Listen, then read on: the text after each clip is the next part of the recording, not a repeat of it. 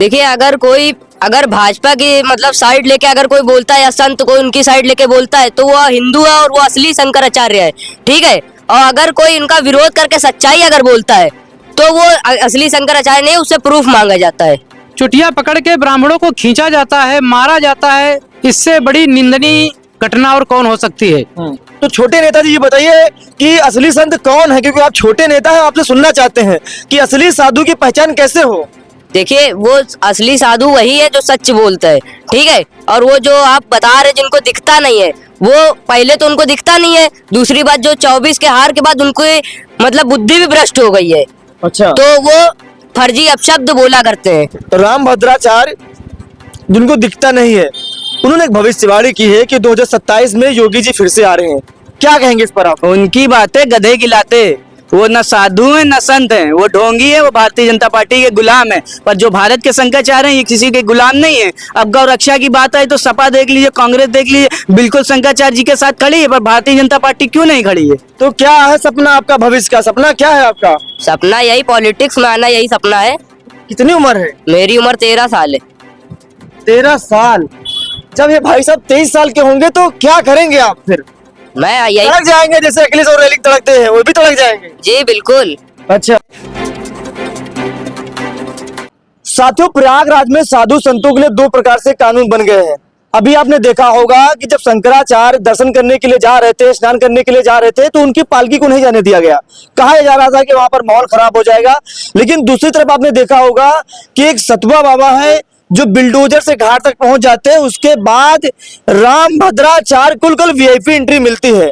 अब बताइए, साधु संतों के लिए भी 2 प्रकार से एंट्री हो रही है। इस पर बातचीत करने के लिए हमारे भी समाजवादी पार्टी के युवा नेता हर्षित यादव, बहुत ही बुलंद आवाज, कम उम्र में बेबाक आवाज जिनके पास है, आज उनसे बातचीत करेंगे।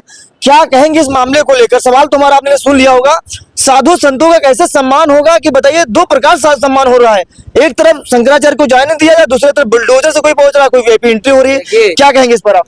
जो आदरणीय शंकराचार्य हैं, जो भारत के सबसे बड़े शंकराचार्य, उनको इसलिए नहीं जाने दिया जा रहा है क्योंकि वो असली सनातन का काम कर रहे हैं और असली धर्म का काम कर रहे हैं। और बाकी सब जो भारतीय जनता पार्टी से जुड़े हुए लोग हैं, देख रहे हैं वो कोई पार से घूम रहा है, कोई रेंज रोवर से घूम रहा है, बड़ी बड़ी गाड़ियों से घूम रहा है। भारत के शंकराचार्य को किस लिए नहीं घुसने दे रहे? क्योंकि वो सत्य बोल रहे हैं। भारतीय जनता पार्टी चाहे उत्तर प्रदेश के मुख्यमंत्री हो, वो सत्य नहीं बोल रहे, वो झूठे हैं। इसलिए क्योंकि उनको प्रयागराज में नहीं जाने दिया जा रहा, उनका अपमान किया जा रहा है, उनके शिष्यों को मारा पीटा जा रहा है। देख लीजिए क्या हो रहा है इनकी सरकार में। अच्छा, वजह क्या है? आपने देखा होगा कि देखिए, साधु संतों की एक ही पहचान होती है कि वो संत है, वो साधु है। लेकिन दो प्रकार से उनके साथ व्यवहार हो रहा है।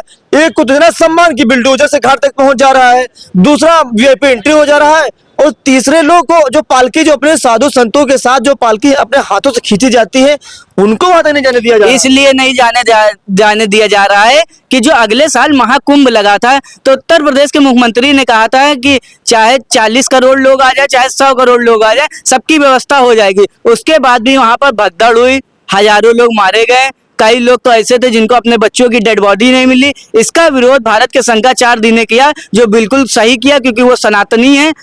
इसी का बदला योगी आदित्यनाथ जी शंकराचार्य जी से ले रहे हैं, उनका अपमान करके, उनके शिष्यों को मारकर और उनका अपमान कर रहे हैं, उनसे प्रूफ मांगा जा रहा है। बताइए, जो भारत के सबसे बड़े शंकराचार्य हैं, जो साथ शंकर का रूप है, उनसे प्रूफ मांगा जा रहा है कि वो शंकराचार्य है कि नहीं। अच्छा, एक सवाल और करेंगे, उसके बाद आलू लोगों से बातचीत करेंगे। राम भद्राचार्य जिनको दिखता नहीं है, उन्होंने एक भविष्यवाणी की है कि 2027 में योगी जी फिर से आ रहे हैं। क्या कहेंगे इस पर आप? उनकी बातें गधे खिलाते। वो न साधु है न संत है, वो ढोंगी है, वो भारतीय जनता पार्टी के गुलाम है। पर जो भारत के शंकराचार्य हैं ये किसी के गुलाम नहीं है। अब गौ रक्षा की बात आई तो सपा देख लीजिए, कांग्रेस देख लीजिए, बिल्कुल शंकराचार्य जी के साथ खड़ी है, पर भारतीय जनता पार्टी क्यों नहीं खड़ी है? क्यों नहीं खड़ी है? क्या वजह? वो तो कहते हैं कि गांव माता है, गांव माता है। गांव माता है। वर्ल्ड में दूसरे नंबर पर बीफ एक्सपोर्ट कर रही है। उत्तर प्रदेश में 400 से 350 बूचड़ खाने चल रहे हैं। इन्हीं के भारतीय जनता पार्टी के नेता जो हिंदू है वो गौ मांस बेच रहे हैं। अच्छा, बिल्कुल बिल्कुल बिल्कुल। और भी लोगों से बातचीत करेंगे। क्या नाम है आपका? मेरा नाम गणेश शंकर यादव है। गणेश शंकर यादव जी। कहाँ से हैं आप? मैं बाराबंकी से। तो क्या कहेंगे उस मामले को लेकर? सवाल बहुत बड़ा हो जाता है, बार बार सवाल तो सुनें। क्या कहेंगे उस मामले को लेकर प्रयागराज वाले? देखिए, अगर भाजपा की मतलब साइड लेके अगर कोई बोलता है या संत कोई उनकी साइड लेके बोलता है तो वो हिंदू है और वो असली शंकराचार्य है। ठीक है। और अगर कोई इनका विरोध करके सच्चाई अगर बोलता है तो वो असली शंकराचार्य नहीं, उससे प्रूफ मांगा जाता है। तो छोटे नेताजी ये बताइए कि असली संत कौन है, क्योंकि आप छोटे नेता हैं, आपसे सुनना चाहते हैं कि असली साधु की पहचान कैसे हो।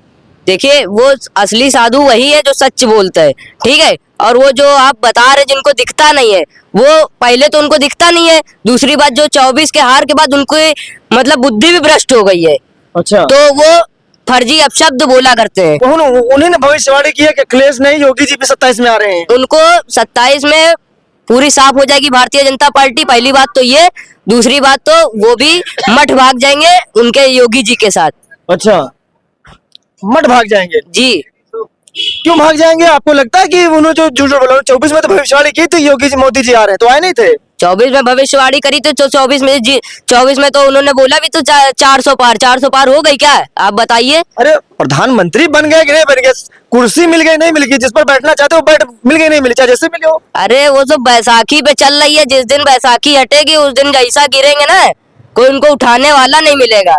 अच्छा, बड़ी जानकारी रखते हैं भाई साहब, कहाँ से जानकारी पाते हैं आप? ये सब जानकारी पा जाते हैं, सब न्यूज देखते हैं, अच्छा, थोड़ा से बीके दलाल न्यूज भी देख लेते हैं। अच्छा, देखते दोनों लोगों को आप? और क्या। अच्छा, तो क्या है सपना आपका, भविष्य का सपना क्या है आपका? सपना यही पॉलिटिक्स में आना, यही सपना है। कितनी उम्र है? मेरी उम्र 13 साल है। 13 साल? जब ये भाई साहब 23 साल के होंगे तो क्या करेंगे आप फिर?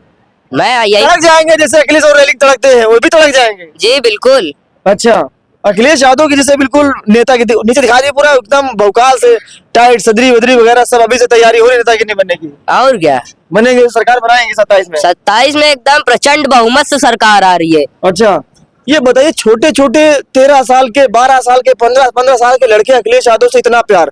और मैं एक थोड़ा सा करना चाहूंगा, ये देखिए, एक ये भाई साहब है और ये एक ये भाई, एक ये भाई साहब, तीनों सगे भाई हैं। 13 साल, 12 साल, 8 साल, 11 साल और 6 साल। कितने साल के हैं? हम 9 साल के। 9 साल के। ये देखिए 3 सगे भाई, एक 13 साल का, एक 11 साल का, एक 9 साल का। ये सब अखिलेश यादव के दीवाने हैं और इतनी मोहब्बत के तीनों सगे भाई यहाँ आ गए भाई साहब। देखिए, समाजवादी पार्टी से इसलिए मोहब्बत है क्योंकि नेताजी कहा करते थे कि समाजवादी पार्टी को बूढ़ी ना होने देना, इसलिए हर्षित यादव 16 साल की उम्र में समाजवादी पार्टी का नेतृत्व कर रहा है। क्योंकि नेताजी कहते थे समाजवादी पार्टी एक आंधी है, समाजवादी पार्टी एक जनसैलाब है, समाजवादी पार्टी एक ऐसा समाज बनाना चाहती है जो किसी के पैरों पर ना खड़ा हो, और वही समाजवादी पार्टी को उनने हम लोग को इतना बड़ा समाजवाद दिया है, उसको हम लोग आगे लेकर जाएंगे और उत्तर प्रदेश नहीं पूरे भारत के अंदर समाजवादी पार्टी को फैलाने का काम करेंगे और उनके कामों पे हमेशा उनके मिशन पे चलेंगे। चाहे वो युवाओं की बात हो, चाहे किसानों की बात हो, चाहे पिछड़ों की बात हो, किसी के ऊपर अत्याचार होगा तो समाजवादी पार्टी के युवा लोग और पूरी समाजवादी पार्टी उनके साथ खड़ी रहेगी। अच्छा अच्छा अच्छा, क्या नाम भाई साहब आपका है? रामेंद्र यादव। तो रामेंद्र जी क्या कहेंगे प्रयागराज वाले मामले को लेकर, क्या कहना चाहेंगे? शंकराचार्य और रामभद्राचार्य जो वगैरह है उन पर क्या विचार आपका? शंकराचार्य जी सन 2024 में भारतीय जनता पार्टी योगी जी के वहां मठ में गए थे आशीर्वाद लेने। तो आशीर्वाद क्या उनके मठ में पूजा पाठ किए, तो उनके मठ के पुजारी और योगी जी ने लिख कर दिया कि जगत गुरु शंकराचार्य। जगत गुरु शंकराचार्य उन्होंने लिखा, लिखित में है कि जगत गुरु शंकराचार्य जी हमारे वहां आकर सम्मान पूर्वक जो है इन्होंने देवी देवताओं को फूल माला चढ़ाकर सम्मान किया।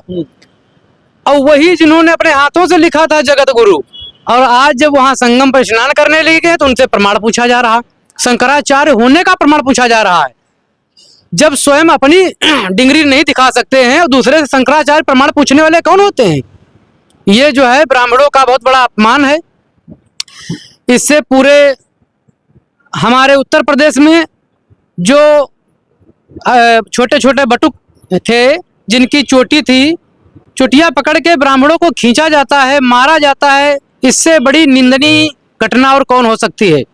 तो इसलिए युवा पीढ़ी अब साधु संतों का आशीर्वाद 27 में कहाँ जाने वाला है भाई साहब? के साथ साधु संतों ने आशीर्वाद सभी ने दे दिया है। उत्तर प्रदेश के जितने साधु संत हैं और जितने आचार्य हैं सब एक तरफ हो गए हैं। सबने आशीर्वाद दिया कि सन 2027 में समाजवादी पार्टी के माननीय राष्ट्रीय अध्यक्ष अखिलेश यादव जी मुख्यमंत्री बनेंगे। ठीक है, बहुत बहुत शुक्रिया। ये देखिए तमाम से लोगों से हमारी बातचीत हो रही थी। नमस्कार।